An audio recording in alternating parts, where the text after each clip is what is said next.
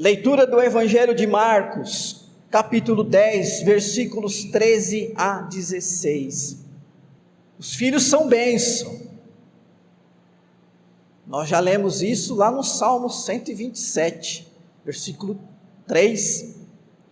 Mas não é só porque está escrito lá, porque a nossa experiência mostra isso, não é? É uma grande alegria, é a nossa realização como pais. Mas se são bênção, por um lado, por outro lado também são responsabilidade. Porque nós, enquanto pais, temos um dever para com eles. O dever de instruí-los. O dever de educá-los. O dever de ensiná-los. Pastor, achava que isso era responsabilidade da escola. Para mim isso é responsabilidade da escola, do governo, e nas questões espirituais é da igreja. Escola e outras instituições e a própria igreja são instrumentos que sim, têm o dever de auxiliar os pais, de fazer bem feito aquilo a que se propõe fazer, mas elas não assumem a responsabilidade dos pais, de instruí-los, inclusive de usar todos os meios lícitos aí à sua disposição para que os pais possam cumprir essa tarefa. E olha, não é pequena a tarefa. O desafio dos pais, enquanto responsáveis, é ensinar as crianças aquilo que vai marcar a vida deles e definir a própria personalidade deles. Ensinar para a criança o discernimento entre certo e errado, entre aquilo que é perigoso ou que é nocivo e o que não é. É ensinar para as crianças aquilo que tem aparente inocência, que tem cara de bem, mas é na verdade uma coisa má. Ensinar para as crianças aquele ensinamento bíblico que diz que aquilo que a gente planta, a gente colhe. Que, portanto, temos que plantar boas sementes para colher bênçãos. Ou seja, ensinar aos próprios filhos o que é responsabilidade. Então, nós somos responsáveis em pegar aquilo que é uma grande bênção de Deus para nós, os filhos, e ensinar responsabilidade para eles. Responsabilidades. Ou seja, irmãos e irmãs, nós temos então como missão, enquanto pais, e a igreja tem missão, a sua missão, enquanto acolhe os pequeninos, de levá-los à maturidade, a se tornarem adultos como nós somos adultos, a levá-los à condição de fazer uso da maneira que dê glórias a Deus, da melhor maneira possível, da sua moral e da sua vida espiritual, levá-lo a ser um cidadão proativo da sociedade.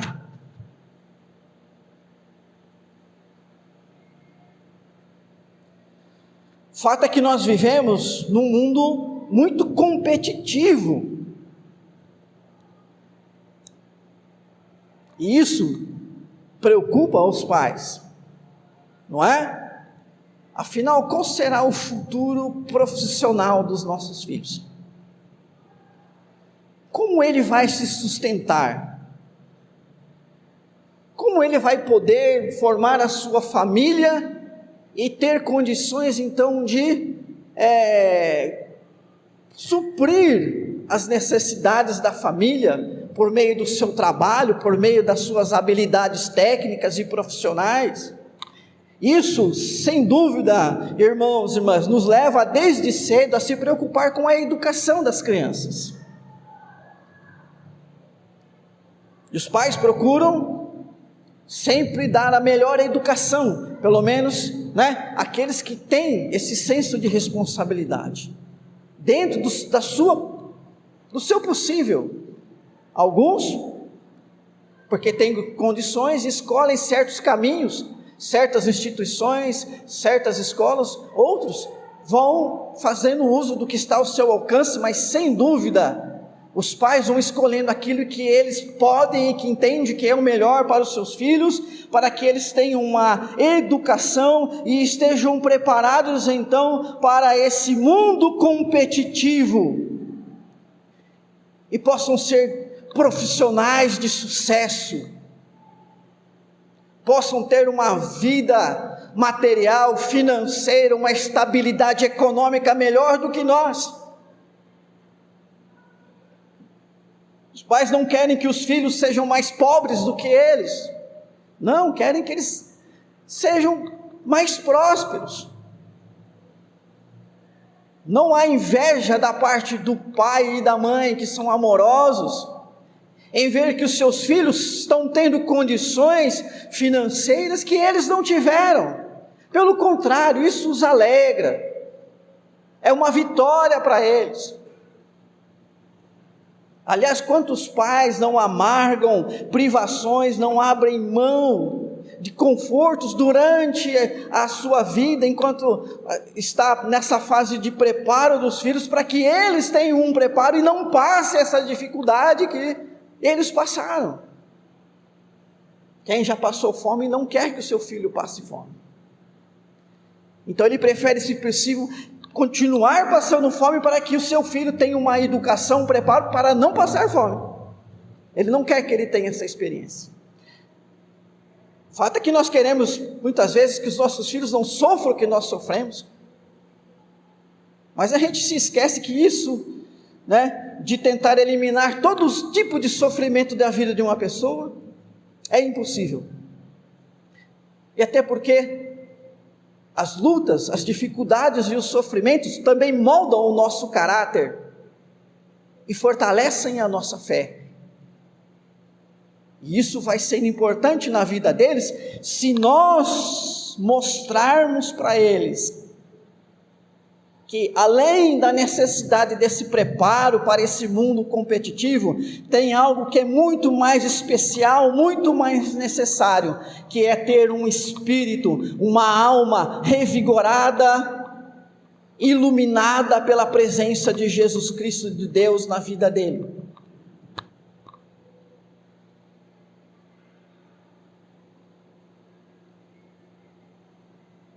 Nos orgulhamos quando os nossos filhos alcançam uma prosperidade que nós não tivemos, mas não há alegria e orgulho maior por ver os nossos filhos professando a sua fé.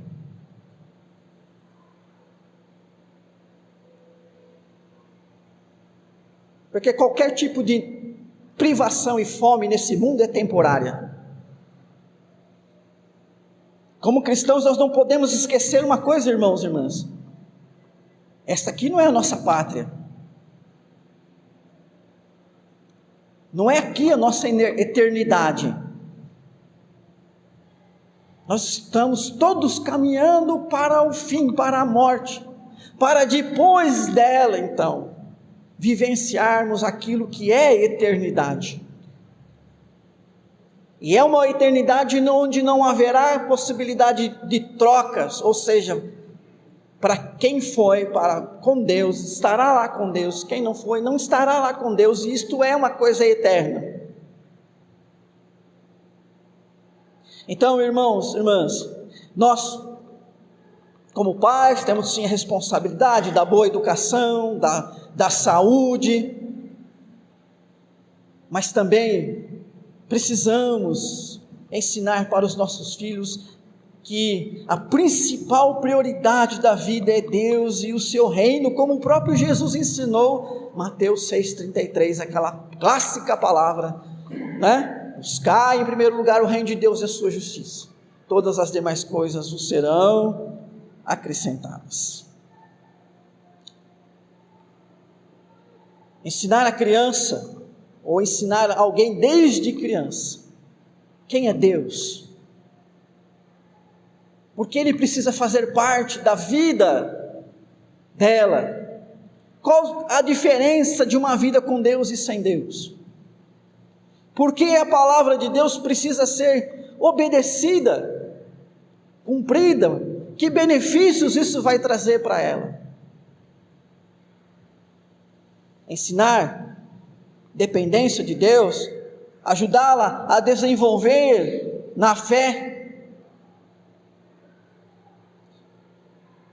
Deuteronômio capítulo 32, versículo 46, Moisés, recordando a lei com o povo, porque o livro do Deuteronômio tem esse propósito, do povo recordar, ou Moisés repassando, né, toda a lei, tudo que eles aprenderam, antes que eles entrassem ali na terra prometida, para que ali, entrando, colocassem tudo isso em prática. Então no capítulo 32, versículo 46, ele exorta os israelitas dizendo: aplicai o coração a todas as palavras que hoje testifico entre vós.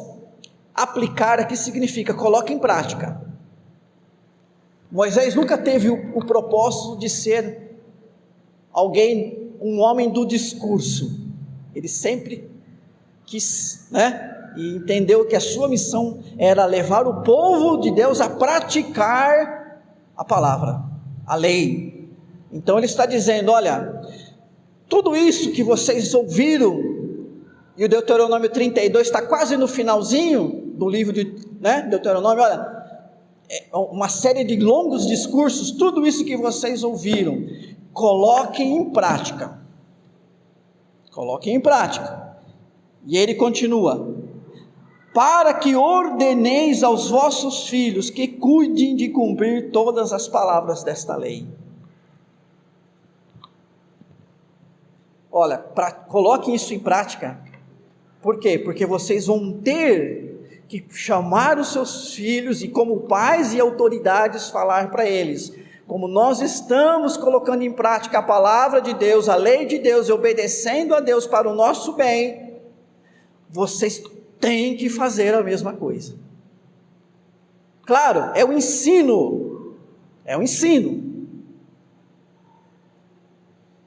algo que os pais sabem, mas os incomodam, é que os filhos crescem e se tornam uma pessoa autônoma, ou seja, aquela criancinha que nós geramos é um indivíduo. Quando nasce, não larga da gente, principalmente da mãe. Depois, quando cresce, quer largar de vez. Aí os pais é que não querem, não é isso? Essa é a... Mas é uma fase, e passa. A gente acaba entendendo, aceitando e entendendo que essa é a vida, porque nós fizemos a mesma coisa com os nossos pais, não é isso? Nós que somos adultos e agora temos a nossa própria família. Então, pais, instruam os seus filhos, mostrem a eles. Aí, claro que isso vai caber a eles. Mas o que nós lemos lá em Provérbios hoje, não é? Que aquilo que a gente ensina a criança, desde criança, aquilo fica marcado. Pode ter certeza, né? Que nós hoje, eu penso até em pessoas que têm da minha idade para cima, depois de viver décadas, que a maior parte das coisas que nós fazemos e do jeito que nós fazemos tem a ver com a nossa infância. Tem a ver com a nossa infância. A nossa vida em família, quando nós somos pequenos, é marcante. deixa marcas profundas. Claro, podemos nos rebelar contra tudo isso, podemos ir contra tudo que aprendemos, podemos, o ser humano, ele pode fazer escolhas, como nós fazemos diariamente, os nossos filhos fazem, mas nós fizemos a nossa parte, temos que fazer a nossa parte, e é isso que Moisés está dizendo então para os israelitas: coloque a palavra em prática, e chame os seus filhos e digam para eles, vocês têm que fazer isso também.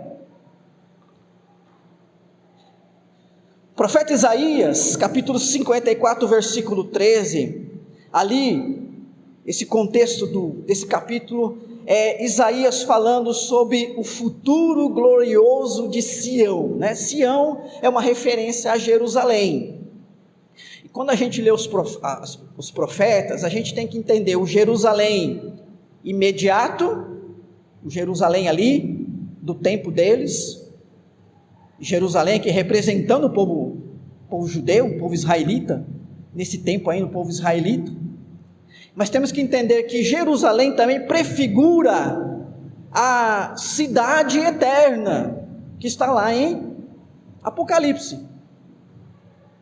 Em Apocalipse, João teve uma visão e diz: eu vi a nova Jerusalém, né, descendo dos céus, e é lá que nós vamos habitar. A Jerusalém celestial é aquela que tem um trono central, onde Deus está sentado. A Jerusalém celestial é aquela que não precisa de sol, sabe por quê? Porque Deus a ilumina todo o tempo, e ela está aberta para todos aqueles que são povo de Deus, porque tem 12 portas, por onde você entra, e as suas ruas são de ouro e cristal. Apocalipse, lindo, maravilhoso. E o profeta Isaías então, falando sobre essa Jerusalém, ele diz assim: todos os seus filhos serão ensinados pelo Senhor, e será grande a paz de seus filhos. Olha que bênção, coisa maravilhosa. Então, irmãos, irmãs, nós temos essa responsabilidade, nós temos ferramentas, e nós precisamos fazer isso, e tomar cuidado para que isso não aconteça. E aí então que eu quero chamar a sua atenção para esse texto de Jesus, porque a respeito desse assunto ele traz 2 ensinamentos sobre as crianças e o reino de Deus. O primeiro ensinamento é: o caminho para o encontro das crianças com Jesus deve ser aberto e não impedido, caminho livre e facilitado. Versículo 14: deixai vir a mim os pequeninos, não os embaraceis, porque dos tais é o reino dos céus. Jesus estava ministrando, ensinando, nesse seu tempo de ministério, e então diz o texto que trouxeram crianças até Jesus. E como era o costume judaico, Jesus impõe as mãos para abençoar. Rodearam Jesus de crianças, ele começou a abençoar as crianças com as suas mãos. E os discípulos, diz, né, o versículo 14, versículo 13, os discípulos começaram a repreender as crianças e os pais, né, sai daqui, né, tipo assim, para de incomodar o mestre tem coisa mais importante. Deixa o mestre se focar nos adultos, deixa o mestre cuidar dos discípulos, deixa o mestre em paz. Criança só está aqui para incomodar, para perturbar. E olha que interessante, porque o versículo 14 começa dizendo que Jesus se indignou com isso. palavra forte, né? Indignar. É não considerar aquilo algo digno. Ou seja, completamente errado. Para com isso, gente. Deixa as crianças aqui. Deixar vir a mim os pequeninos. Deixa vir. Deixa. E aí ele usa uma palavra muito interessante. Não os embaraceis. Não os embaraceis. Ou seja, não ponham impedimentos, não dificulte, não atrapalhe. Ou seja, o caminho para o encontro das crianças com Jesus deve ser aberto, não deve ser impedido, deve ser um caminho livre e facilitado. Agora, irmãos e irmãs, as crianças por si só não têm condições de abrir esse caminho. Elas precisam ser levadas a Jesus. As crianças que vivem uma fase da existência melhor do que a nossa, porque é uma fase da inocência, onde, embora pecadoras desde nascimento, como todo ser humano, o coração delas ainda não está carregado com toda essa maldade. Isso vai fazer parte da vida dela, como de todo ser humano. Mas aquele momento da criança, aquele momento da inocência, coisas que nós não somos enquanto adultos, não somos mais inocentes, não é? Lá em Gênesis 3, diz que quando Adão e Eva comeram do fruto proibido, perceberam que estavam nus. Está falando dos olhos da carne? Ora, eles eram marido e mulher. É essa condição da inocência. O ser humano deixou essa condição de inocência e a gente é capaz de olhar para alguma coisa e olhar com maldade.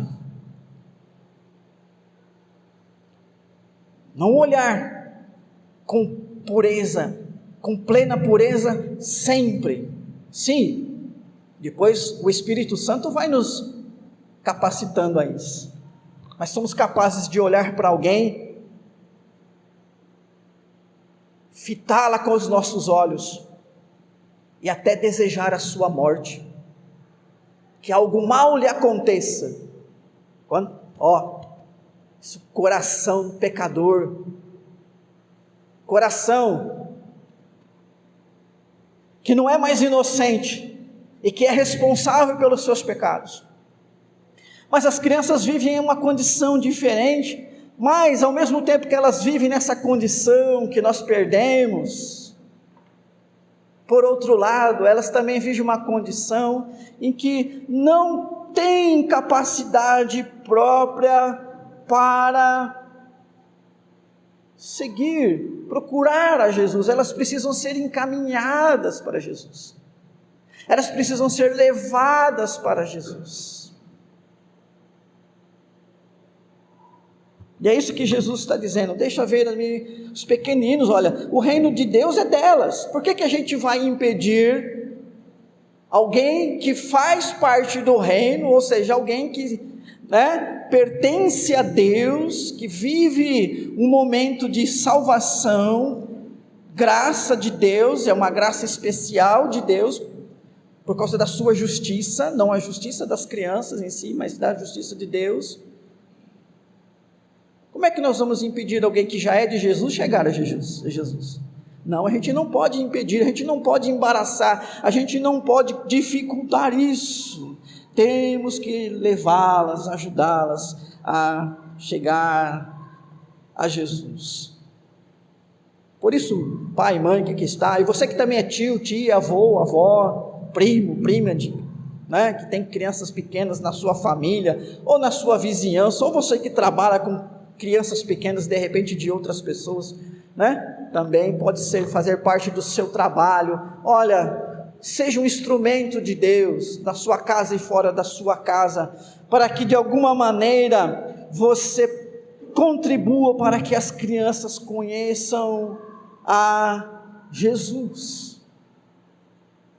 para que elas recebam esta semente maravilhosa do Evangelho, para que isso seja colocado no coração delas, e mostre para elas a importância disso. Não impeça, mas facilite pelo ensino. Não impeça, mas facilite pela oração. Temos que ser intercessor dessas crianças. Temos que orar por elas. Temos que orar pelos nossos filhos, nossas crianças, e nós, enquanto igreja, nós precisamos orar pelas nossas crianças. E precisamos orar pelos pais dessas crianças também. Porque o desafio é grande. Não é verdade? Não impeça, mas facilite pelo exemplo de vida e envolvimento com o reino de Deus. E aqui, queridos irmãos e irmãs, que nós não falhemos. Lembra lá o texto de Deuteronômio? Aplicai esta palavra e ordene os seus filhos para que cumpram também. Ou seja, não é para chegar para os seus filhos e falar: aquilo que nós não estamos fazendo, vocês façam. Naquilo que nós não tratamos com responsabilidade, dedicação e carinho, as coisas de Deus que nós deixamos em segundo lugar, vocês vão lá e façam diferente e ponham em primeiro. Não podemos cometer esses erros, queridos irmãos e irmãs. Nós sabemos que as crianças aprendem muito mais pelo exemplo dos pais do que pelas suas próprias palavras. E olha, criança é boa observadora, não é isso? Ela observa tudo, ela presta atenção, ela tem um ouvido bom, tem os olhos bons, e tem uma memória que guarda, e muita coisa fica gravada ali. Então, se você não demonstra que o reino de Deus é a prioridade, é isso que você está passando para ela pelo exemplo.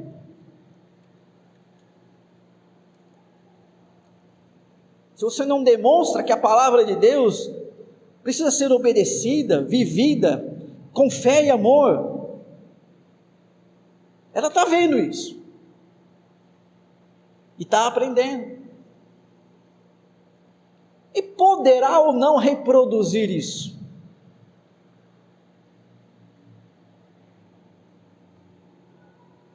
Mas você precisa fazer a sua parte. Então, em primeiro lugar, queridos irmãos e irmãs, temos um trabalho a fazer com as nossas crianças. E como igreja, eu quero falar agora aqui como igreja, nós temos um trabalho a fazer com as nossas crianças. Aliás, ele está sendo feito, né? Não pode parar, pelo contrário, tem que crescer. Nós temos muito a fazer pelas crianças da igreja e pelas crianças de Cravinhos. Quantas crianças precisam crescer no caminho de Jesus e vão precisar que a igreja intervenha no caminho dos pais e até no caminho delas. Nós precisamos chegar a um dia, irmãos e irmãs, de ter programações que alcancem crianças de fora da igreja. Para isso nós precisamos nos planejar bem, precisamos estar bem preparados espiritualmente, mas para isso a gente precisa de mão de obra também. E eu quero desafiá-lo agora a pensar se em 2023 você não pode fazer parte dessa equipe que está trabalhando com crianças, porque ela vai crescer, esse trabalho precisa crescer, precisa. Assim como o trabalho com pré-adolescentes, com adolescentes, precisa crescer. Nós temos essa obrigação, não é uma escolha da igreja. A igreja pode escolher se trabalha com criança, não, se ela não quiser, não tem problema, porque a igreja está lá para trabalhar com adulto. Errado, dos tais, deixa vir a mim os pequeninos, dos tais é o reino dos céus. Se são do reino, nós temos a obrigação então de cuidar deles e de instruí-los nesse caminho do reino, para que quando crescerem não se desviem dele.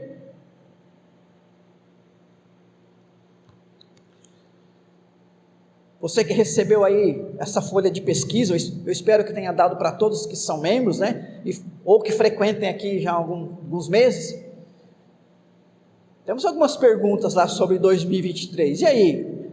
Você pretende fazer parte de algum ministério? Pretende se envolver? Sim ou não? E tem um porquê ali, queridos. Eu quero que você pense, se você escrever não, o porquê. Eu creio que existem sim explicações e justificativas, que não serão para mim, porque inclusive eu tenho pedido, não coloque o nome, porque eu não quero saber quem disse não. Porque o negócio é o seguinte, é entre você e Deus.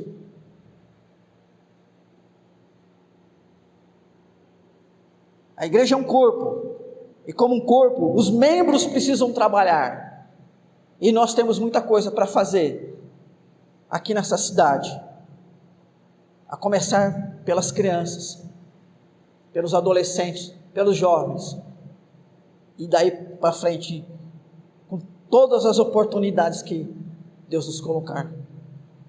Em segundo e último lugar, irmãos e irmãs, as crianças são figuras representativas de todo aquele que almeja o reino de Deus. Versículo 15.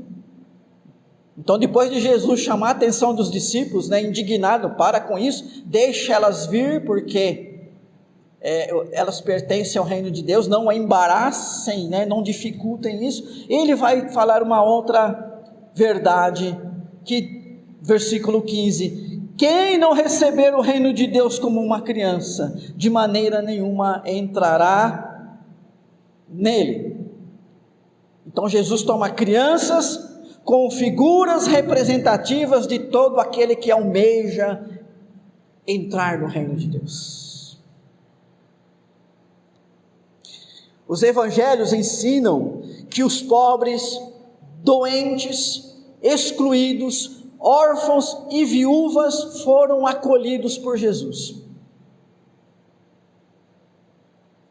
Você já leu os evangelhos e percebeu isso? Como Jesus acolheu os pobres. Pobre em geral ninguém quer acolher, porque pobre não tem nada para dar, ele só tem para receber, nada para dar. Mas Jesus acolheu os pobres. Como ele acolheu os doentes, inclusive aqueles doentes que por causa da sua doença eram excluídos da sociedade. Os paralíticos viviam mendicando.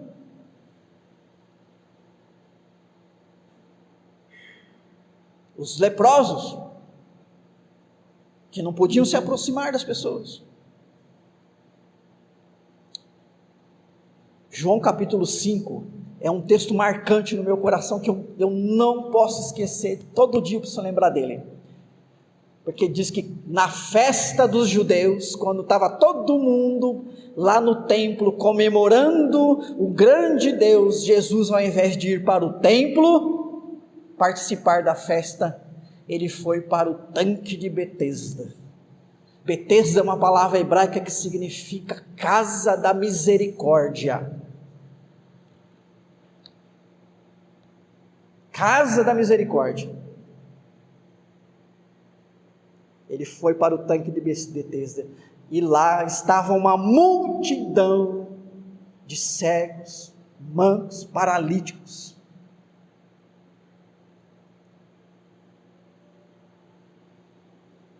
Jesus acolheu os pobres, Jesus acolheu os doentes, os excluídos, os órfãos e viúvas, pessoas que a sociedade não acolhia, pessoas que eram excluídas pela sociedade, ele acolheu, e diz os evangelhos que estas pessoas também acolheram o evangelho. E interessante, irmãos e irmãs, que todas essas pessoas são pessoas frágeis, sem condições de exigir por si próprias direitos e defesa. Lucas conta a parábola da viúva e o juiz iníquo. Ali tem uma representatividade do que era ser viúva. Você não tem direito a nada, quem é você? E Jesus então conta, dizendo que aquela viúva que não era ouvida, porque a sociedade entendia de que ela não tinha direito de exigir nada por ser uma viúva, e não tinha um homem para representá-la e pleitear por ela, mas diz que ela insistiu, e esse homem que era arrogante, esse juiz que era arrogante, ouviu a viúva e julgou em favor dela.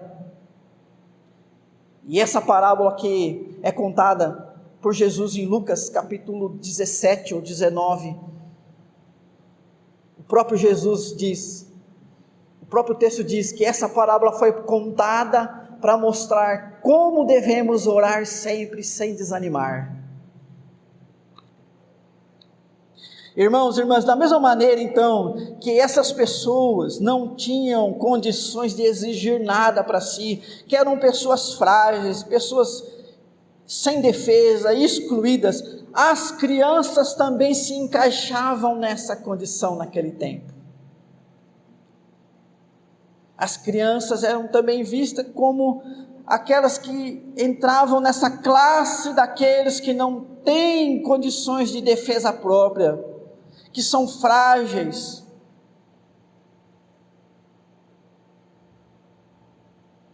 Esse pensamento na cabeça dos discípulos que os levou a agir afastando as crianças de Jesus, como se pensasse assim: tira essa criançada daí, tem gente mais importante para Jesus cuidar, tipo assim, eu tipo assim, alguém como eu. Daí, irmãos e irmãs, essa palavra forte do texto, Jesus se indignou contra isso. Dá para entender agora a força? As crianças, irmãos e irmãs, representam os frágeis, representam aqueles que não têm condições de exigências, de direitos e defesa. Por isso elas foram tomadas por Jesus como figuras representativas de todo aquele que almeja o reino de Deus. Sabe por quê? Que direito nós temos de exigir de Deus o reino? Quem somos nós para virar para Deus e dizer: você tem a obrigação de me salvar? Quem somos nós para empinar o nosso nariz para Deus e dizer: eu exijo que você faça isso, é um direito meu isso? Nós somos pecadores, nós não somos, irmãos e irmãs, dignos de estar na presença de Deus. Se estamos na presença dele, se chegamos a ele, a Bíblia diz que é por intermédio de Jesus.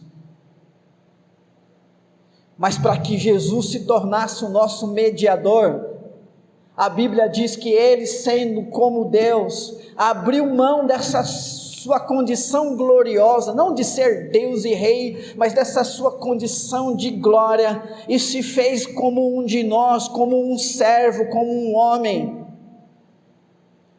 Aquele que é o Senhor e soberano de todas as coisas, se fez como um escravo, e obedeceu, e morreu, e morte de cruz, a pior, aquela destinada às piores pessoas, a criminosos, mostrando como o próprio Jesus, enquanto esteve encarnado, se despojou de qualquer autossuficiência, não chegou na cruz e disse: Pai, eu sou Deus também, o Senhor agora tem que vir aqui intervir, acabar com tudo isso. Não. Antes de ir para a cruz, ele disse: Pai, se possível, passa de mim este cálice, se não, faça-se a tua vontade. E a vontade do Pai foi, prosseguiu, ele foi para a cruz, e naquele momento ele diz: Pai, por que me desamparaste? e ainda nesse estado de agonia pôde olhar para os seus algozes e dizer: Pai, perdoa, eles não sabem o que fazem.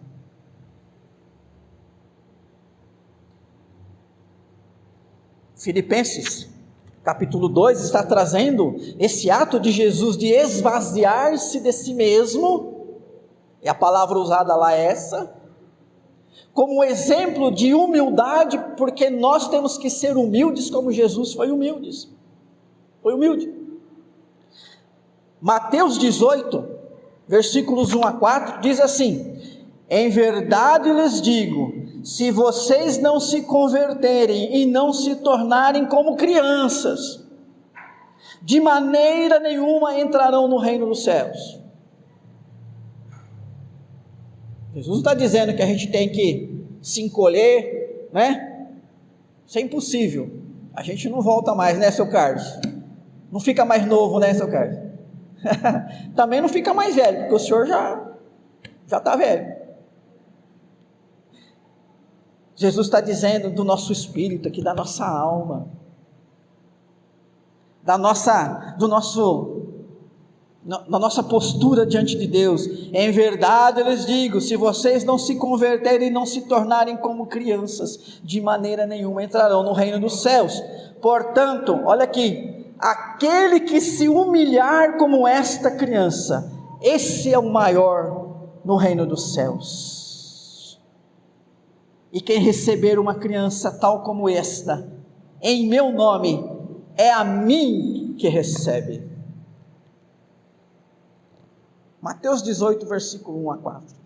Por isso, alcançar a graça de entrar no reino de Deus é só para aqueles que fazem da sua alma uma criança, ou seja, que tem na sua alma a atitude de humildade e que, como tal, põe-se na total dependência do sustento, proteção e direção do Pai Celestial. Não é à toa que lá nas bem-aventuranças, a primeira dela diz: bem-aventurados os humildes de espírito, porque deles é o reino dos céus. Eu quero concluir então, irmãos e irmãs, dizendo que as nossas crianças não são o futuro da igreja. As nossas crianças já são a igreja, como nós agora.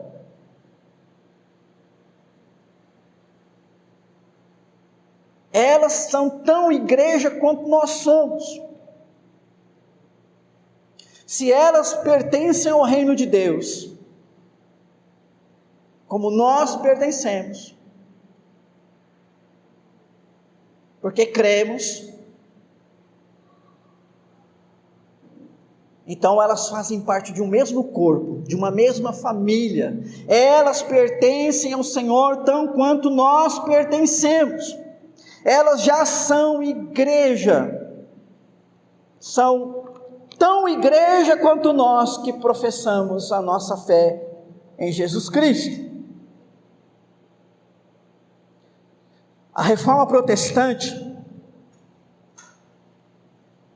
e os principais reformadores, Lutero, Melanchthon, Zwinglio, Farel, Calvino, Teodoro Beza, John Knox, todos estes homens e muitos outros mais lutaram e se sacrificaram para a pureza doutrinária da igreja. O movimento reformado, da qual esta igreja é filha, e todos estes que foram reformadores, que conhecemos ou não os seus nomes, reconheceram o lugar da criança como abençoadas com a salvação. Pertencentes ao reino de Deus. E a igreja presbiteriana tem uma identidade, digamos assim, tem uma compreensão doutrinária, que foi preservada no tempo da reforma, porque aqueles homens pensando na pureza da igreja, entendendo que as crianças pertenciam à igreja, eram a igreja tinha que ensiná-las, cuidar delas, e que elas eram a igreja tão quanto eles, portanto, elas eram também pessoas que deviam passar pelo batismo, receber a marca dos salvos, porque o batismo é a marca dos salvos, é o sacramento dos salvos. Todos esses preservaram essa marca do batismo infantil, mostrando, irmãos e irmãs, que nós pertencemos a uma igreja que por tradição, por compreensão doutrinária e teológica, sabe que o lugar das crianças é a igreja, são igreja, precisam da nossa atenção, cuidado, a gente não pode deixar isso de lado. Temos que trabalhar em favor delas, temos que cuidar delas, temos que agir por elas. Que Deus nos use nesse propósito, que sejamos instrumentos de Deus para abençoar as nossas crianças.